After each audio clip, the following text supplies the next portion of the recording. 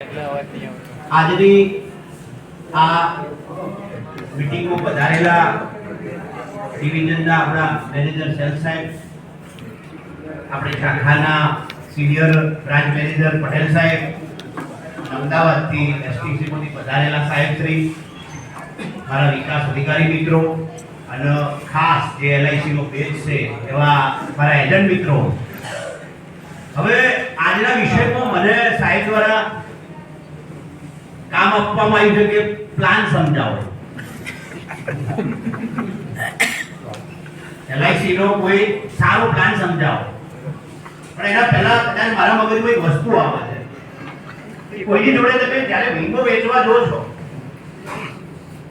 ત્યારે ખાસ એક જ પ્રશ્ન હોય છે કે સાહેબ મેં સમજાવ્યું પણ વીમો લેતો નથી.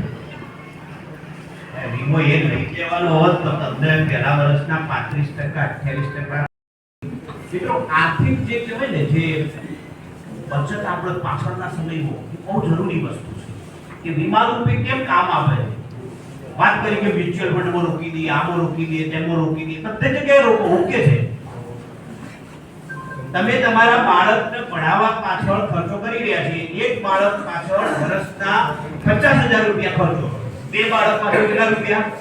1 લાખ રૂપિયા ખર્ચો. તમારા બાળકની 20 થી 25 વર્ષની ઉંમર થાય ત્યારે તમારે એને ફંડની જરૂર પડશે એના લગ્ન માટે યા તો એના હાયર એજ્યુકેશન માટે. તમે દર વર્ષે લાખ રૂપિયા તો ખર્ચી જ રહ્યા છો. મતલબ એક જ્યારે 20-25 વર્ષનો બાળક થશે ત્યારે તમારી ઉંમર 60 વર્ષ 55 વર્ષ તમારી પોતાની જે કેવલ ક્ષમતા ઘટી જશે. અત્યારે એવું છે કે મૃત્યુ દર વધ્યો નથી, માણસ બીમાર વધારે છે, બીમારીનો દર વધી ગયો છે. એટલે 60 વર્ષ પછી જીવવા માટે પૈસાની જરૂર કેવો પડશે? તમારે મેડિકલ ટ્રીટમેન્ટ માટે, તમારે ડાયાબિટીસની બીપીની ગોળીઓ ગળવા માટે પૈસા જોશે, ડોક્ટરની રેગ્યુલર વિઝિટ કરવા માટે પૈસા જોશે. તો તેઓ તમારું કામ હશે. તમે બે બાળકોને ભણાવવા પાછળ ખર્ચ કરી રહ્યા છો. શું એના 20% 25% રકમ બીજી એવી કોઈ જગ્યાએ તમારું પોતાનું ત્રીજું બાળક એલઆઈસી તમે તમારા ત્રીજા બાળક પાછળ ખર્ચી શકો છો? એ બાળક ક્યાં કામ આવશે તમને? એક કામ આવશે કે જ્યારે પણ તમે અધ વચ્ચે તમારા બાળકોનો અભ્યાસ, તમારી જે જવાબદારી છે તમારી જવાબદારી પૂરી કરતા પણ અધ વચ્ચે જો તમને કોઈ કુદરતી દુર્ઘટના બનશે અને તમે આ દુનિયા છોડી દેશો તો તમારી જવાબદારી એલઆઈસી નામનું ત્રીજું બાળક જે તમે ઇન્વેસ્ટ કર્યું છે એ બાળક, એમના બે બાળકો પાછળ ઇન્વેસ્ટ તો કરી રહ્યા છો. બધાને પોતાને આશા હોય કે મારો બાળક ભણી ગણી તૈયાર થશે એટલે મને મદદ કરશે. આપણે ગુજરાતીમાં તો અહીંયા ગામડામાં કહેવાય છે ભલે તમારો તો ટેપો થઈ ગયો, તમારો છોકરો નોકરી કરતો થઈ ગયો કહેવાય છે ને આવું. હવે એ બે બાળકો તમે તૈયાર કર્યા તો ત્રીજો બાળક એલઆઈસી જે વીમા રૂપે તમારા દુર્ઘટના બનશે તો તમારી પત્નીને અને તમારા બે બાળકોને જે તમે એજ્યુકેશન ધાર્યું છે એ પૂરું કરશે.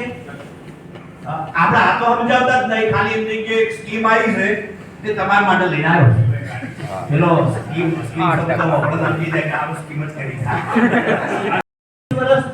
પછી તમારા બાળકો છે કમાતા થઈ જાય, એમને પૈસા જરૂર નહીં. આ તમારા ખાતામાં પૈસા આવશે 25-26 લાખ રૂપિયા એ તમારી જોડે રાખજો અને એના અંદરથી તમારું જે 60 વર્ષ પછીનું જે પણ જીવન છે એ શાંતિથી કાઢજો. આ ત્રીજા બાળક પાછળ તમે રોકેલા પૈસા, પેલા બે બાળકો કદાચ તમને મદદ કરે ના કરે, તમારા વૃદ્ધાવસ્થામાં તમારી સાથે રહે ના રહે, પણ આ ત્રીજું બાળક એલઆઈસી રૂપે જે પૈસા રોક્યા છે એ તમારા ખાતામાં પૈસા આવશે અને એ બચતના રૂપે તમારું પાછળનું જીવન જીવી શકશો. બરાબર છે? તો હવે આપણા ત્રીજા બાળક રૂપે કોઈ પ્લાનમાં રોકવા હોય તો પ્લાન કયો?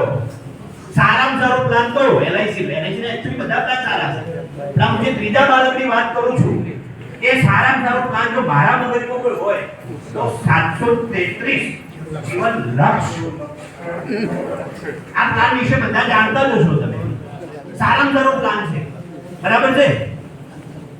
આપણા વચ્ચે બેઠેલા અમુક એજન્ટો, એક બે એજન્ટો તો મારા ગ્રુપો છે જે પોતે આ પ્લાનનો એમડી હતી.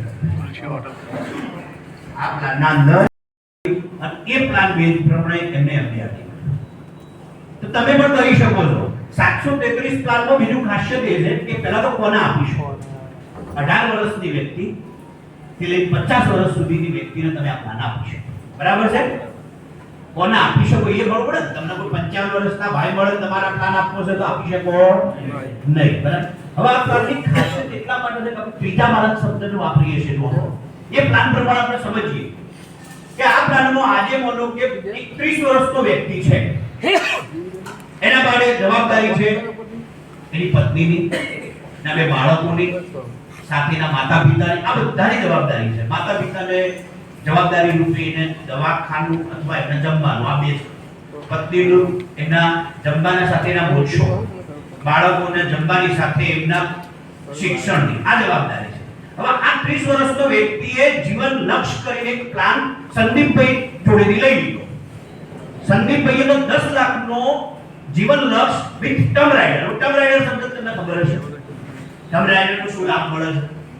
ટર્મ રાઇડર એક એવી વસ્તુ છે કે જ્યારે પણ તમને દુર્ઘટના બનશે ત્યારે એ રકમ તાત્કાલિક તમારા પરિવારને આપવામાં આવશે.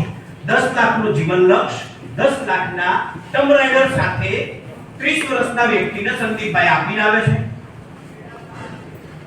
આ ભાઈ જે વીમો લીધો છે એની પાસે જવાબદારી છે. બે જવાબદારી તમને સમજાઈ. બે બાળકોની, બે એમના માતા પિતા અને પત્ની, આ 5 વ્યક્તિઓનું ભરણ પોષણ કરવાનું. હવે આ ભાઈ ભરતા 5 વર્ષ પ્રીમિયમ ભરે છે અને 35મા વર્ષે બાઇક લઈને જતા હતા અને કોઈ જગ્યાએ એમનો અકસ્માત થાય છે અને અકસ્માતમાં એમનું મૃત્યુ થાય છે. શું લાભ મળશે? પહેલા તો એ ભાઈ પોતે 50,000 રૂપિયા એની સેલરી હતી. એમના મૃત્યુ થવાના કારણે 50,000 ની આવક બંધ થઈ ગઈ છે. હવે એમના પરિવારને ચલાવવા માટે પૈસા કોણ આપશે? તો એલઆઈસી પહેલા શું આપશે? 10 લાખ રૂપિયા ટર્મ રાઇડરના. બરાબર છે? 10 લાખ રૂપિયા એક્સિડન્ટમાં મૃત્યુ થયો ને એ પણ મળશે. એટલે કેટલા રૂપિયા આયા? 20 લાખ રૂપિયા એમની પત્નીના ખાતામાં પૈસા આવી જશે. ચલો હવે 20 લાખ રૂપિયા માનો કે અક્ષય મંગલ કોઈ જગ્યાએ રોકી દેવામાં આવે. અક્ષય મંગલ આપણે એલઆઈસી ની વાત કરવાની ને, અક્ષય મંગલ રોકાઈ દઈએ 6% મળે છે 20 લાખ રૂપિયાના. 1,20,000 યરલી આપના થઈ ગયા. બરાબર છે? હવે દર વર્ષે એલઆઈસી કેટલા રૂપિયા આપવાની છે? 1 લાખ રૂપિયા. 1 લાખ રૂપિયા દર વર્ષે એમના ઘરે જશે. 1,20,000 1,20,000 તો 20 લાખ આયા ને, એમાંથી આવવાના છે 1 લાખ રૂપિયા. આપણે સમજ આવશે આપણો જે ટર્મ રાઇડર સાથે આપણે જે લક્ષ પ્લાન વેચ્યો છે, લક્ષની ખાસિયત શું છે કે જ્યારે પણ દુર્ઘટના બનશે તો એના પછી દર વર્ષે પાકતી મુદત સુધી વીમા રકમના 10% રકમ મળશે. તો 10 લાખનો વીમો 10 લાખના 10% 1 લાખ. 1 લાખ રૂપિયા એ પરિવારને જે 35 વર્ષની ઉંમરે મરી ગયો છે, એની પાસે બે બાળકો છે, એ બાળકોને ભણાવવા અને માતા પિતાની જે કાળજી લેવા માટે જે ખર્ચ થાય છે એ માટે એમને દર વર્ષે 1 લાખ પેલા 1,20,000 કેટલા 2,20,000 રૂપિયા મળશે. એટલે મંથલી કેટલા રૂપિયા થાય? 2,20,000 રૂપિયા. અત્યારે પાટણના સિટીના અંદર જો જીવન જીવવા માટે દરેક પરિવારને તમારે જોઈ લેવાનું 20,000 રૂપિયાનો ઇનફ છે. પ્રીમિયમ ભરવાનું બંધ થઈ જશે. બરાબર છે? હજી જો સાંભળજો, બાળકોના લગ્ન કરાવવાના છે, બાળકોનું હાયર એજ્યુકેશન બાકી છે ને. આપણા પોલિસી 25મા વર્ષે પૂરી થઈ જશે, મેચ્યોરિટી આવશે. મેચ્યોરિટી કેટલી? વીમા રકમ વત્તા બોનસ અંદાજે 25-26 લાખ રૂપિયા. અંદાજે 25-26 લાખ રૂપિયા એ વખત આવી જશે. બે બાળકોનો પ્રસંગ થઈ જશે. પેલા તો દર વર્ષે જીવન ચાલે છે અને કમાવનાર વ્યક્તિ નથી એટલે કદાચ મોક્ષનો ખર્ચો ઘટાડી શકાય, પણ જીવન તો બંધ ના થાય. કોઈ એવું કહે છે કે મરવાના પૈસા કરવાના, મરવાના પૈસા નહીં. જે લોકો તમારા પાછળ જીવી ગયા છે એમના માટે વીમા.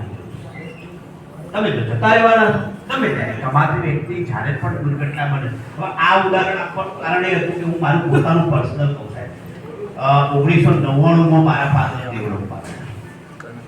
1999માં મારી મધર અંગૂઠા છાપશે. ફાધર એ સમયમાં એમની રીતે સારું કમાતા હતા, બધું જ કાર્ય સારું કરતા હતા. કોઈ જગ્યાએ વીમાની કોઈ રૂપિયાની રકમ જ્યારે ઘરે મારી મમ્મી પૂછ્યું ને એટલે જ્યારે હું સમજાવું છું ત્યારે કોઈ એજન્ટ જ આવ્યું નતું સમજાવવા. એલઆઈસીનો કોઈ વીમો સમજાવવા માટે કોઈ એજન્ટ કેવો આવ્યું હતું નહીં. 1999 જ્યાં હું 8મા ધોરણની પ્રથમ પરીક્ષા પાસ કરી એ વખત મારા ફાધરના મૃત્યુ પછી સૌથી પહેલી જ વિપરીત પરિસ્થિતિ હતી તો ઘર કઈ રીતે ચલાવે. ગામના બધા જ લોકો ટીકા કરતા ઘર ગઈ 12 દિવસ લોકો ખાલી આવશે તમારા જોડે 10 રૂપિયા મૂકશી ફોટા આગળ અને પ્રાર્થના કરી જતા રહે. કોઈ ઘર ચલાવવા માટે 1 રૂપિયો આપશે નહીં. બરોબર ને? એ અભણ માને પોતાના બીજા ખેતરોમાં લોકોના તેઓ દાંતરડાના જોડે મજૂરી કરી અને મને ભણાવો. એના સાથે અમે 3 ભાઈ બહેનો હતા. 3 ભાઈ બહેનોને સખત પરિશ્રમ કરી અને આ સખત પરિશ્રમ કેમ કરવી પડે? કારણ કે આ ઘરમાં કોઈ એલઆઈસી એજન્ટ પહોંચ્યો અને પહોંચ્યો છે તો અધૂરા બન્યું.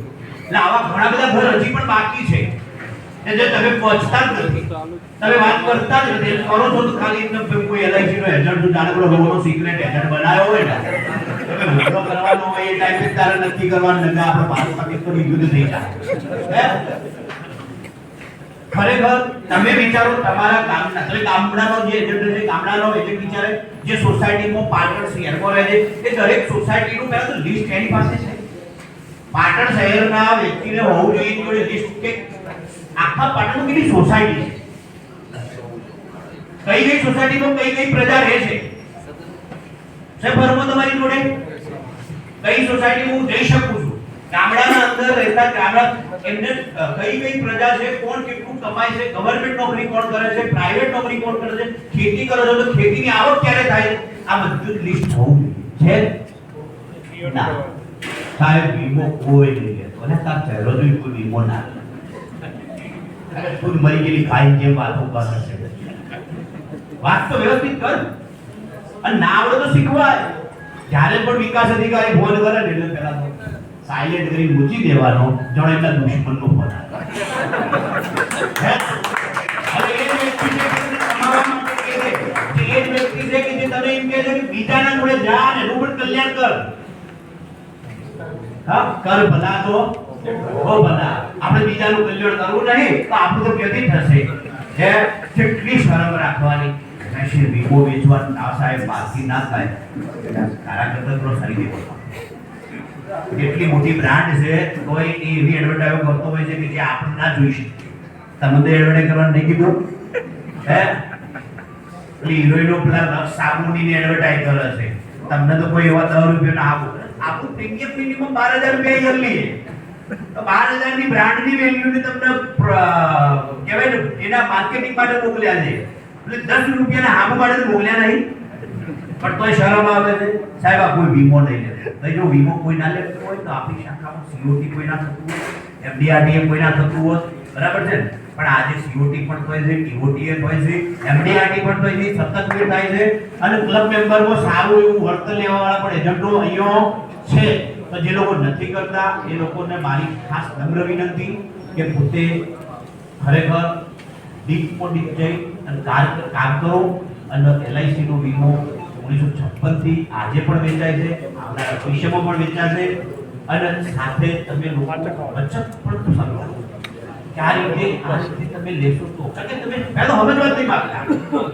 વિકાસ અધિકારીનો ફોન આવ્યો વાત કરી રહ્યા